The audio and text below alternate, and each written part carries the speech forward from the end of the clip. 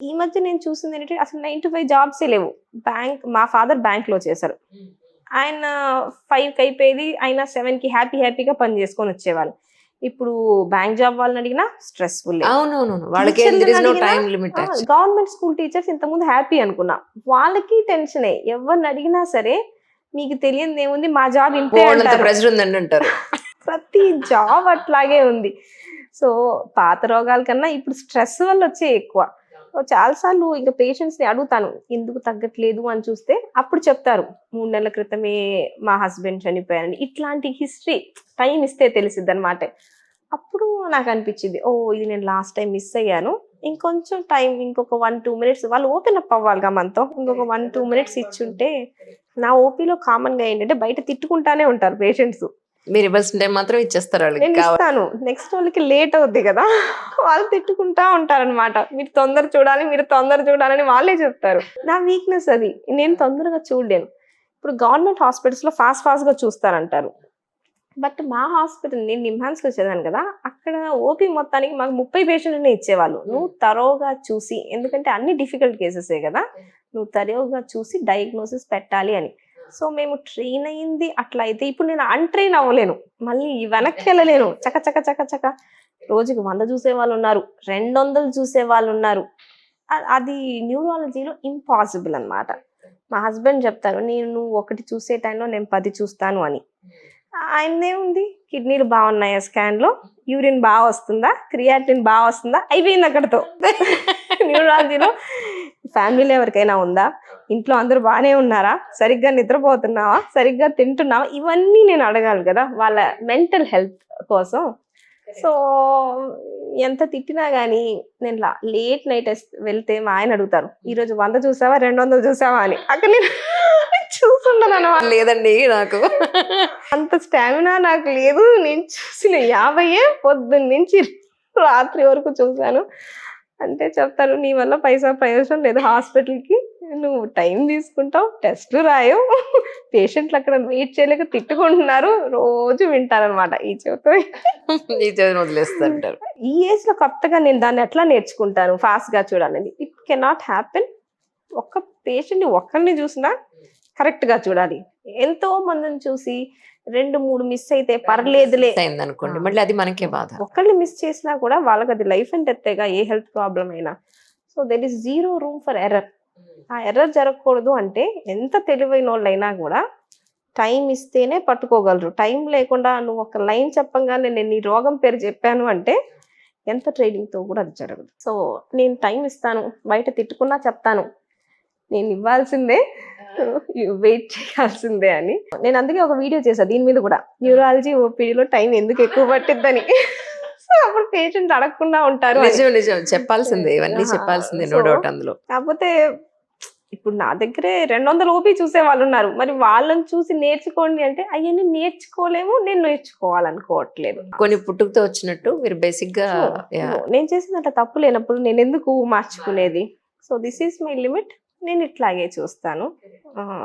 Quality of care, patient కేర్‌లో compromise అవ్వటానికి వీల్లేదు. ఫిట్స్‌కి ఇప్పుడు కూడా ఫిట్స్ వస్తే చేతిలో ఒక తాళాలు గుత్తి పెట్టే పరిస్థితి ఉందండి ఇప్పుడు కూడా? ఫిట్స్ అనేవి వస్తే దానంతటయే తగ్గిపోతాయి. 2-3 మినిట్స్‌లో. సో, మనం తాళాలు గుత్తి వెతుక్కొనొచ్చి చేతుల్లో పెట్టిన తర్వాత తగ్గడం కాదు. అదే తగ్గిపోద్ది. సో, ఫిట్స్ వచ్చినప్పుడు మనం చేయాల్సింది పేషెంట్ పక్కనే ఉండాలి. ఆ టైంలో 2-3 మినిట్స్ వస్తాయి కదా ఫిట్స్. అప్పుడేంటంటే బ్రెయిన్‌కి ఆక్సిజనేషన్ సరిగ్గా అందదు. ఓకే. సో, మనం పేషెంట్‌ని సైడ్‌కి పడుకోబెడితే నోట్లో ఎంగిలి ఇవన్నీ వస్తా ఉంటాయి. లోపలికెళ్ళిపోతాయి లంగ్స్‌లోకి. అట్లా కాకుండా సైడ్‌కి తిప్పి మొత్తం బయటకొచ్చేటట్టు చూసుకొని పక్కన డేంజరస్ సబ్స్టెన్సెస్ ఏమి ఉండకుండా మనం చూసుకుంటే 2-3 మినిట్స్‌కి అది ఆగిపోద్ది. సో, ఆ టైం మనం పక్కనే ఉండాలి. వెళ్ళి ఇవన్నీ వెతుక్కునే టైంలో వాళ్ళ పక్కన ఏమైనా షార్ప్ ఆబ్జెక్ట్స్ ఉన్నా, బెడ్ కార్నర్‌లో ఉన్నా కింద పడిపోయి వీటి వల్లే ఎక్కువ వస్తుంటాయన్నమాట. చాలా సార్లు ఫిట్స్ వస్తుంటే ఆపుతారు. షోల్డర్‌ని పట్టుకోవడం వల్ల షోల్డర్ డిస్‌లొకేషన్స్ అట్లా జరుగుతుంటాయన్నమాట. సో, మనం ఆ టైంలో ఆపటానికి మనం పెద్దగా ఏమీ చేయలేం. ఆ టైంలో పేషెంట్ ఇబ్బంది పడకుండా, ఇంజ్యూరీ అవ్వకుండా, లంగ్స్ డ్యామేజ్ అవ్వకుండా చూసుకుంటే చాలు. వచ్చి ఆగిపోయిన తర్వాత మనం షిఫ్ట్ చేయాలి పేషెంట్‌ని. కొంతమంది వెంటనే వాటర్ పోస్తారు, టాబ్లెట్‌లేస్తారు. ఆ టైంలో మనం ఇచ్చేది స్వాలోయింగ్ ఉండదు కదా. ఇప్పుడు నిద్రపోతున్న పేషెంట్కి నోట్లో నీళ్ళు పోస్తే ఏమవుతాయి, లంగ్స్లోకి వెళ్ళిపోతాయి. సో ఏమి ఇవ్వకూడదు. వాళ్ళు ఫిట్స్ వచ్చిన తర్వాత రికవర్ అవ్వడానికి కూడా టైం పట్టింది, 30 to 45 minutes. సో ఆ టైం వరకు నోటి ద్వారా ఏది ఇవ్వటానికి లేదు. కొంతమందికి షుగర్ డౌన్ అయ్యి రావచ్చు, అట్లాంటి వాళ్ళకి గ్లూకోజ్ లాంటివి కూర్చోపెట్టి మనం ఏదైనా ట్రై చేయొచ్చు. కానీ అది షుగర్ డౌన్ అయ్యి వస్తేనే, లేదు అంటే మాత్రం మనం ఏం చేయటానికి వీల్లేదు. ఇది కూడా బ్రెయిన్ ఇష్యూ కదండి, న్యూరో ప్రాబ్లమే కదా. బ్రెయిన్ ఇష్యూ చాలాసార్లు బ్రెయిన్ నార్మల్గా ఉండిద్ది ఫిట్స్లో కూడా. అది కనెక్షన్స్లో, ఇంటర్ న్యూరల్ కనెక్షన్స్లో డిఫరెన్సెస్ వల్ల రావచ్చు. జెనెటిక్ బేసిస్గా రావచ్చు, కొంతమంది కొన్ని ఇన్ఫెక్షన్స్ వల్ల రావచ్చు. ఇప్పుడు ట్రీట్మెంట్ ఉంది కదా ఫిట్స్కి, ఒక్కొక్కరికి 1 year చెప్తాం, ఒక్కొక్కరికి 3 years చెప్తాం, ఒక్కొక్కరికి లైఫ్ లాంగ్ అని కూడా చెప్తాం, ఎందువల్ల వచ్చిందో దాన్ని బట్టి. సో వచ్చే ఫిట్స్ అన్నిట్లో ఒకేలా ఉండొచ్చు చూడటానికి, బట్ రీజన్ ఒక్కొక్కరికి ఒక్కొక్కటి. జెనెటిక్ ప్రాబ్లం వల్ల వచ్చింది అంటే మనం టాబ్లెట్స్ ఇచ్చి దాన్ని మార్చలేం. అవును. సో అది మిగిలిపోద్ది, ఎప్పటికీ ఇస్తాం. పేషెంట్కి బ్రెయిన్ టీబీ వచ్చి ఫిట్స్ వచ్చింది అనుకోండి, మనం బ్రెయిన్ టీబీ ట్రీట్ చేయగలం, కొన్ని మంత్స్ ట్రీట్మెంట్ ఇస్తే తగ్గిపోద్ది. సో ఒక స్టేజ్ తర్వాత ఫిట్స్ టాబ్లెట్స్ కూడా మనం ఆపేసేయచ్చు. బయట సిమ్టమ్ తెలుస్తుందా బ్రెయిన్ టీబీ వస్తే? బ్రెయిన్ టీబీ ఈజ్ కామన్, ఇండియాలో కామనే. అట్లా ఎట్లా వస్తారంటే 1 month నుంచి ఫీవర్ వచ్చిపోతా ఉంది, హెడేక్ వస్తూ పోతా ఉంది, అప్పుడప్పుడు వామిట్ అవుతా ఉంది, సడన్గా మాట తగ్గిచ్చేసాడు, నడక తగ్గిచ్చేసాడు, ఇట్లా వస్తారనమాట. అప్పుడు చాలాసార్లు ఫీడింగ్ మదర్స్లో కూడా చూస్తాం, ఇమ్యూనిటీ తక్కువైన వాళ్ళలో. ఇంకొకటి హెచ్ఐవి ఎయిడ్స్ ఉన్న పేషెంట్స్లో, వీళ్ళందరిలో టీబీ ఎక్కువ. సో దానికి స్కాన్, సిఎస్ఎఫ్ అట్లా చేసి నియర్లీ 18 months కోర్స్ ఇస్తాం. మామూలుగా లంగ్ అయితే 6 months ఇస్తాం కదా, దీంట్లో మాత్రం వెరీ లాంగ్ టర్మ్ ఇస్తాము. రికవర్ అవుతారు. అడ్వాన్స్ అయిన తర్వాత లేట్గా పిక్ చేస్తే కొంతమంది రికవర్ అవ్వకపోవచ్చు. సో బ్రెయిన్ టీబీ వచ్చింది అంటే క్యూర్ చేయొచ్చు మనం, we can cure it. Cure చేసేవి ఇన్ఫెక్షన్స్ ఒక్కటే, this is one of the curable. అట్లాంటి వాళ్ళలో ఫిట్స్ వచ్చినా మనం తగ్గించేసేయచ్చు. బట్ బ్రెయిన్లో ఒక పార్ట్ సరిగ్గా ఫామ్ అవ్వలేదు అనుకోండి, పుట్టుకతోనే ఫామ్ అవ్వకపోయినా పుట్టిన వెంటనే ఫిట్స్ రావాల్సిన అవసరం లేదు. కొంతమందికి 10 yearsకి రావచ్చు, 20 yearsకి రావచ్చు, బట్ అప్పుడు స్టార్ట్ అయినా మనం ట్రీట్మెంట్ కంటిన్యూ చేయాల్సి వచ్చు. ఇప్పుడు ఫిట్స్ వచ్చే టాబ్లెట్ ఫిట్స్ బయట పడకుండా చేస్తాయి అంతే, ఫిట్స్ రోగాన్ని తీసేయం. ఎగ్జాక్ట్లీ, కప్పిపుచ్చుతాయి అంతే. కప్పిపుచ్చుతాయి. బ్రెయిన్ విత్ టైం రికవర్ అయితే బాగైంది అంటే మనం ఫిట్స్ టాబ్లెట్ తీస్తాం. కొంతమంది చెప్తారు 3 ఏళ్ళు మీరు చెప్పినట్టు వాడాము, ఆపిన తర్వాత కూడా వచ్చింది అంటే మీ బ్రెయిన్ రికవర్ అవ్వలేదు.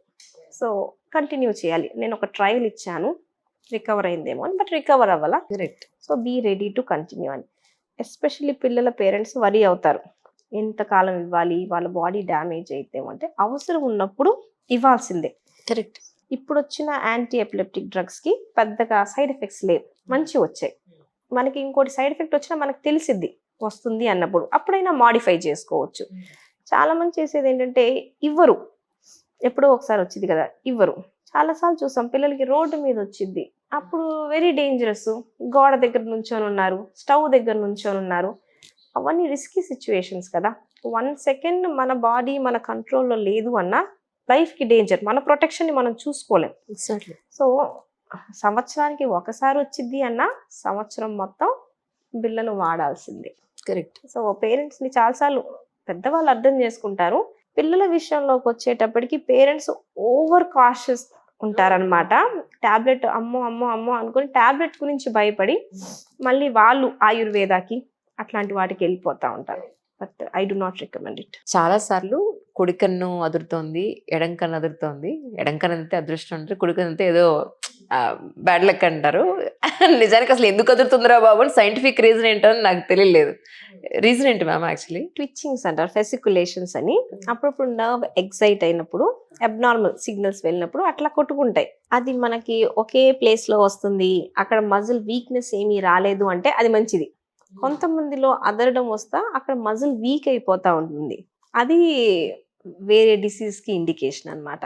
అంటే అక్కడ నర్వ్ డ్యామేజ్ అయిపోతుంది అని. అదృష్టం మాట దేవుడు ఫస్ట్ ఇది అలర్ట్ అవ్వండి. సో ఎప్పటి నుంచో కన్ను అదురుతా ఉంది, అప్పుడప్పుడు వస్తుంది, కన్ను మూమెంట్స్ అన్ని బాగానే ఉన్నాయంటే మనం వదిలేసేయచ్చు. అప్పుడు చాలాసార్లు చెప్తారు చేతిలో అక్కడక్కడ కండరాలు కొట్టుకుంటున్నాయి అని. అప్పుడు మేము చూస్తాం మజిల్ ఏమైనా పోతుందా, ఏరియాలో సెన్సేషన్ ఏమైనా పోతుందా అని. సో అట్లా ఉంటే నర్వ్ డ్యామేజ్ అవ్వడం వల్ల జరుగుతుంది అని. ఇది జస్ట్ నర్వ్ కొంచెం ఎగ్జైట్ అవుతుంది అన్నట్టు అంతే. సో నర్వ్ మీద ఛానల్స్ ఉంటాయి, సోడియం ఛానల్, పొటాషియం, వాటిలో చిన్న చిన్న మార్పులు వచ్చినప్పుడు అదడం రావచ్చు. సో అది మన నమ్మకం. కంటి నరాలు వీక్ అయిపోయి కంటి నరాలు దెబ్బతిన్నాయి అంటే ఇక మళ్ళీ ఇక నరాన్ని ఎలాగో మనం రీప్లేస్ చేయలేకపోతున్నాం, కనీసం దాన్ని బలంగా చేసుకోవడానికన్నా అవకాశం ఉంటుందండి. అంటే మనకి రీజన్ కావాలి కంటి నరం ఎందుకు వీక్ అవుతుంది అనేది. బ్రెయిన్ లో అప్పుడప్పుడు కొంతమందికి ప్రెషర్ పెరిగిద్ది. ప్రెషర్ పెరిగినప్పుడు బ్రెయిన్ స్వెల్ అవ్వడానికి ఎక్కడా ప్లేస్ ఉండదు. కంటి నరం అనేది బ్రెయిన్ ది డైరెక్ట్ కమ్యూనికేషన్ అనమాట, కంట్లోకి ఎంటర్ అవుద్ది బ్రెయిన్ నుంచి. ఇక్కడ స్వెల్ అవ్వలేక కంటి నరం మీద దాని స్వెల్లింగ్ అంతా చూపించింది అనమాట. ఆ నర్వ్ స్వెల్ అయ్యి డౌన్ అయిపోవడం స్టార్ట్ అవుద్ది. ఆ స్వెల్లింగ్ ఉన్న స్టేజ్ లో పట్టుకుంటే మనం బ్రెయిన్ లో ప్రెషర్ తగ్గిస్తే ఈ నర్వ్ ని మనం కాపాడొచ్చు. ఆల్రెడీ స్వెల్లింగ్ అయిపోయి డ్యామేజ్ అయిపోయి అన్ని జరిగిపోయాయి అనుకోండి, ఆ స్టేజ్ కి చాలాసార్లు జబ్బే తగ్గిపోద్ది అనమాట. ఇది మాత్రం మిగిల్చి వెళ్ళిపోద్ది. సో ఆ టైం మనం పట్టుకోవాల్సిన టైంలో దాన్ని పట్టుకోలేకపోయామని. షుగర్ వల్ల కొన్నిసార్లు రెటీనా డ్యామేజ్ అవడం ఇట్లా జరుగుతాయి. అన్కంట్రోల్ డయాబెటీస్, లేకపోతే చాలా కాలం నుంచి డయాబెటీస్ ఉంటే కాంప్లికేషన్స్ వస్తాయి. ఆ కాంప్లికేషన్స్ వల్ల నర్వ్ డ్యామేజ్ అయిందనుకోండి, వీటన్నిటిలో మనం పెరగకుండా ఆపడానికి ట్రై చేస్తాం కంట్రోల్ చేసి. నరాలు వెనక్కి వెళ్ళిపోయి తగ్గిపోతాయా అంటే చాలా వరకు జరగకపోవచ్చు. కొన్ని ఉంటాయి మల్టిపుల్ స్క్లీరోసిస్, ఇట్లా కొన్ని ఆటో ఇమ్యూన్ డిసీజెస్. అంటే మన ఇమ్యూనిటీయే మన నరాన్నే డ్యామేజ్ చేయడం స్టార్ట్ చేసింది, యాంటీబాడీస్ ప్రొడ్యూస్ చేసింది. ఇది యంగ్ పీపుల్లోనే కామన్, ఎందుకంటే ఇమ్యూనిటీ యాక్టివ్గా ఉండేది యంగ్ పీపుల్లోనే. ఇంకా ఈ ఆటో ఇమ్యూన్ డిసీజెస్ లేడీస్లో ఎక్కువ. 20 to 40 మధ్యలో సడన్గా నా చూపు తగ్గింది అంటే అప్పుడు మనం న్యూరైటిస్ అంటాం, ఆప్టిక్ న్యూరైటిస్. సో వాళ్ళకి వెంటనే హై డోస్ స్టిరాయిడ్స్ ఇవన్నీ పెడతాం. పేషెంట్ వద్దన్నా కాదన్నా స్టిరాయిడ్ సైడ్ ఎఫెక్ట్స్ అన్నా ఆ స్టేజ్లో మనల్ని కాపాడేది స్టిరాయిడే, లైఫ్ సేవింగ్. ఆ ఐ నర్వ్ ని సేవ్ చేసింది. సో వెరీ 1000 grams పెడతాం అనమాట per day. So high dose steroids పెట్టి తర్వాత ఎందువల్ల వచ్చిందో చూసుకొని మళ్ళీ రిపీట్ అవ్వకుండా ఇమ్యూనిటీని తగ్గించే మెడిసిన్స్ ఉంటాయి, వాటిని మనం వాడుకుంటాం.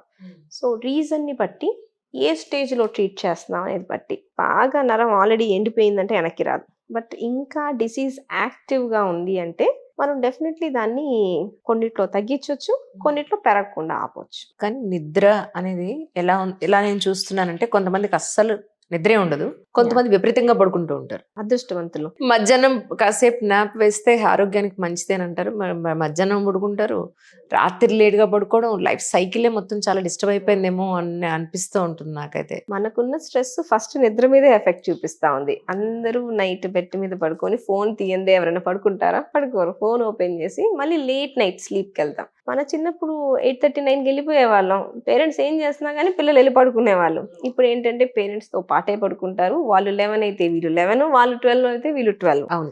మళ్ళీ పొద్దున్న లేవాల్సిందేగా. ఏజ్ని బట్టి స్లీప్ డ్యూరేషన్. పుట్టిన పిల్లలు 14 hours 16 hours అట్లా పడుకుంటారు. బ్రెయిన్ డెవలప్ అవ్వాలి సరిగ్గా అంటే ఆ టైంలో స్లీప్ చాలా ఇంపార్టెంట్. స్కూల్ పిల్లలు కూడా 10 గంటలు పడుకోవాలి.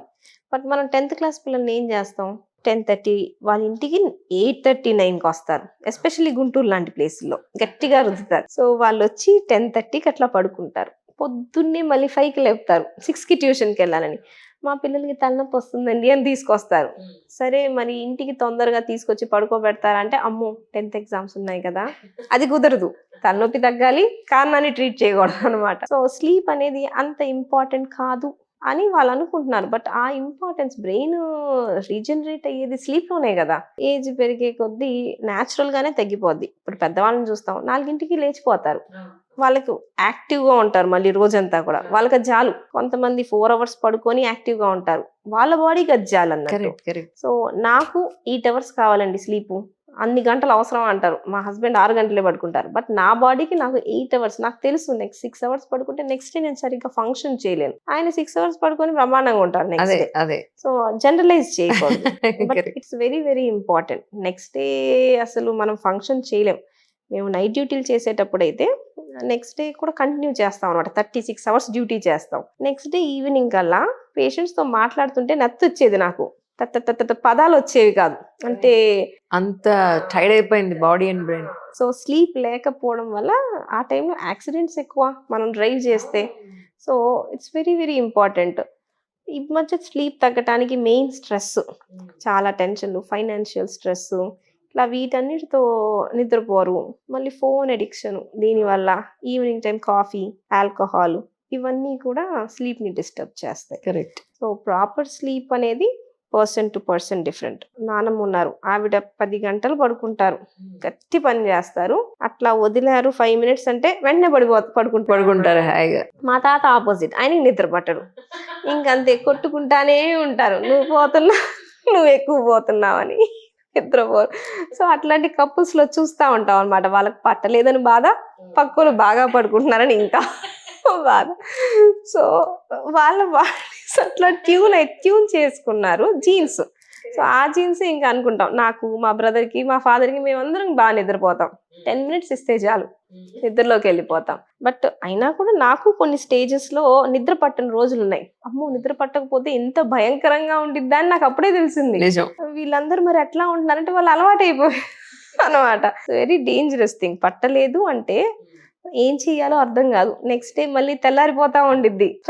స్ట్రెస్ తగ్గించుకున్నాం, మెడిటేషన్, యోగా ఇట్లాంటివి చేసుకుంటే proper sleep very very important. మళ్ళీ స్లీప్ లో గురక, చాలా మంది అది కామన్ అనుకుంటారు. It's very dangerous. Diabetes, hyper tension ఎట్లాగో అబ్స్ట్రక్టివ్ స్లీప్ ఏప్నియా అంటాం.